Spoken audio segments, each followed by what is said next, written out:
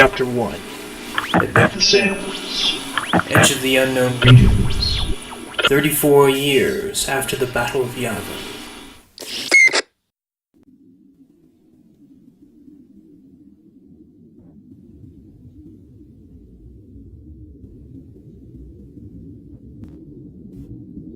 The vacuum of space was quiet, peaceful, with only the stars to disturb its silent vigil.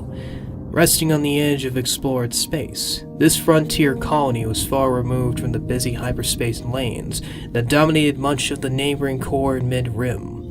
Only the desperate and hopeful looking for an escape from the politics of the larger galaxy and the chance to begin again would be found here. Farmers, scavengers, explorers, and traders called this sector home, and many did not complain about its rather boring existence. To them, it was freeing. Though the worlds here were harsh in their own ways, it was still theirs to decide their own fates, the freedom to choose how they wished to live in relative peace. To many, these worlds were the great unknown to be explored, worlds to be found and claims to be staked before someone else did, a place where one could leave their troubles behind. However, those old enough to remember the days of war and strife knew of the sector's importance. They knew the trouble that had visited some 29 years ago. They remembered the terrible carnage that had taken place there, the place in history it had earned, but the countless men buried amongst its arid soil. Soon, however, history would return to this world yet again. From the corner of the system, an explosion of light blanketed the area. White and blue knives cut their way into the material world, outlining an interdimensional hole that rocked the space around it. Then, in the blink of an eye, something was pulled through. A ship of importance. Weary eyes stared through the cockpit armor glass of the T-70 Incom Frytech Space Superiority Fighter Mark D, though it was better known by its nickname, the X-Wing, due to the shape of its superstructure. The T-70 model was the successor to the legendary workhorse of the old Rebel Alliance. However, this particular T-70 was unique in comparison to its many countless brethren scattered throughout the galaxy. Unlike the traditional primary colors of white and blue seen commonly with the New Republic Navy and Sector Patrol units, this vessel was repainted a stark black with a deep orange trim, and along its battle-worn frame was painted the maw of a Rancor. To Commander Poe Dameron, it was a reminder of its time in another war, another backwater hellhole, but in the end, against the same enemy. The enemy that he had fought over 5 years ago, and the same enemy his parents had fought almost 30 years ago. He grumbled silently in the gloom illuminated by the stars as he stared down his navigational charts. A message in red blocky Arabic letters read across his screen. Yeah, I know. Funny how it is, buddy. No, I don't believe in coincidences. I suppose I do believe in irony. He looked at his cockpit again, down at the bronze-colored world, down at the world that had changed history once and was going to again. Jakku. Poe breathed softly. Never thought I'd be coming here, buddy, let me tell you. Another message ran across his screen. This time, he could hear the soft, chirping laughter through the comm system. With a fodder-eating grin, he swiveled in his seat to face the BB model astromech. Just focus on flying straight, Mr. Droid Detective. The droid's ball-like head swiveled down to face him, its beady photo-black cam eye glaring down at him. Then the droid slanted its head sideways like a mischievous child about to tell a secret, and closed its cam eye once, like it was winking. Oh, I'm gonna hold you to that. If we crash, I'm blaming you. Poe laughed again, glaring narrow-eyed at his rascally roguish backseat driver. Oh, how about that time we crashed on train dead back at Yavin, Or that time you got miffed to lose draw for stealing... What was the name? RTK2. The panel read. Right. He replied sarcastically, rolling his eyes as he faced his control panel again. You do realize she is like 50 years out of your league? Oh, Oh, you don't care, do ya? Well, did you care when you tried to ram us and lose Ewing? I don't care if he was mocking you about it. You don't go killing your pilot and my wingman just because his droid stole your girl. I keep you on because I like your banner. You keep me sane. Trust me, I will die of boredom out here with anybody else. You at least have some sense, and you entertain me. At this rate, we'll keep each other out of trouble, baby, ain't? Oh, shut up, you oversized grav ball. Wait. His eyes went back to his comm screen, noticing the incoming transmission. He pressed several panel options and opened the incoming message. It contained a set of coordinates, 40.576 by 53.234. Baby, check with the droid already had the answer ready. Goes in Badlands. Poe breathed soberly, closing his eyes in remembrance. Poe simply nodded. Yeah, I know. I'm taking us in. Once upon a time, Jakku had been the site of the largest naval engagement since the Battle of Coruscant.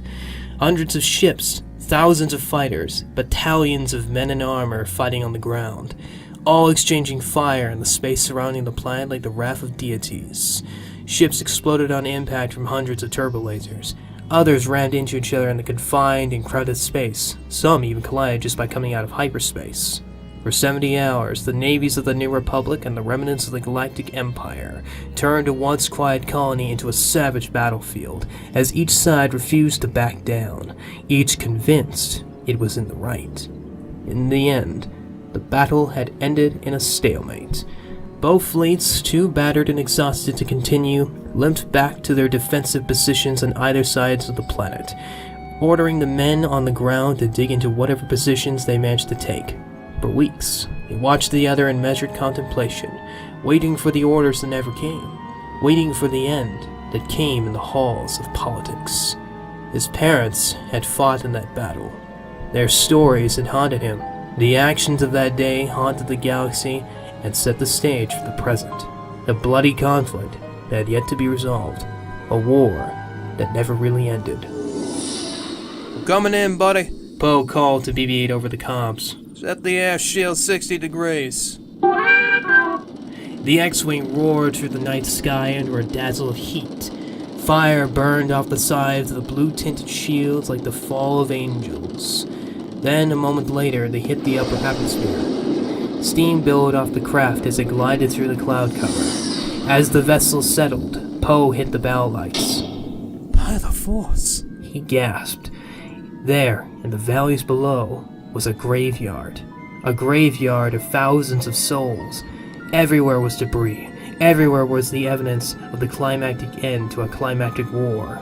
There were fighters strewn across every surface. X-Wings, TIE Fighters, Interceptors, A-Wings. He soon lost count as his craft flew over the long-since burned-out corpses covered in sand.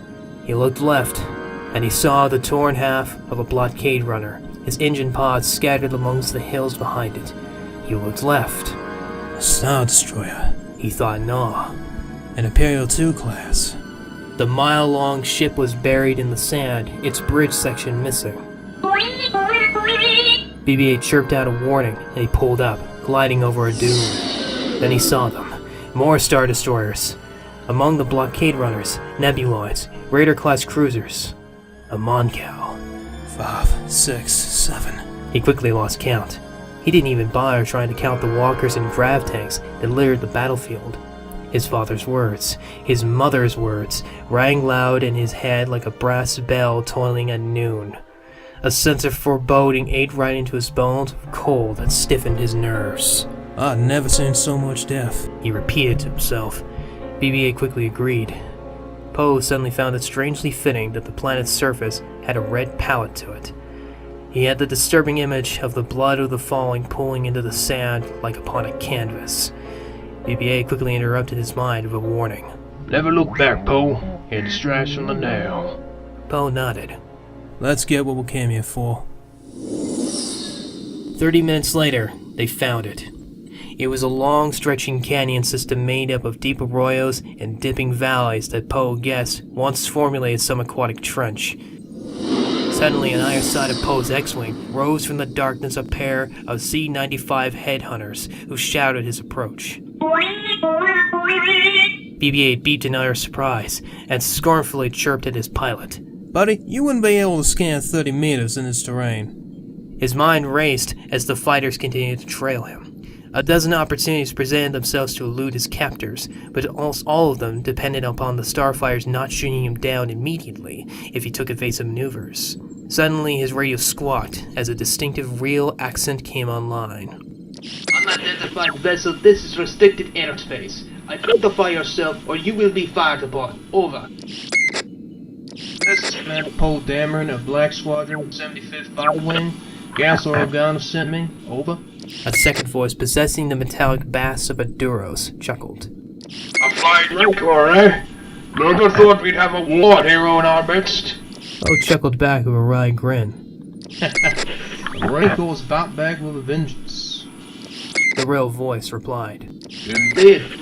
We've been expecting you, Commander Dameron. To escort you back to our base. Over. Acknowledged. Over. Quickly, the headhunters took point, turning on their own searchlights and diving into the canyon pass below. Though outdated by a few generations, the old Incom fighters were reliable and modifiable for any situation thrown at it. Poe had flown quite a few back in the academy, and had a great respect for them, though he wouldn't trade his own X-Wing for anything else. She had served him well during the Outer Rim crisis. Then, as the vessels cleared the passway, he found himself in a long clearing flanked by rising canyons. Dried up lake bed? BB-8 asked. I'm a pilot, a geologist. Towards the back of the canyon was a village that lit up with a multitude of lights. The headhunters banked right, and Poe spotted the signal lights below. Alright, I'm taking us in. BB-8, prepare the landing cycle. In an exhaust of sand and dust spewing out like a whirlwind, the X-Wing slowed to a hovering pattern and finally touched down upon the makeshift runway. BB-8 chirped sarcastically about the landing. Poe simply smirked back at him. Hey, a good landing is anything you can walk away from. Certainly more than I could say about you. Don't make me point you, you floating technoball. Poe quickly unstrapped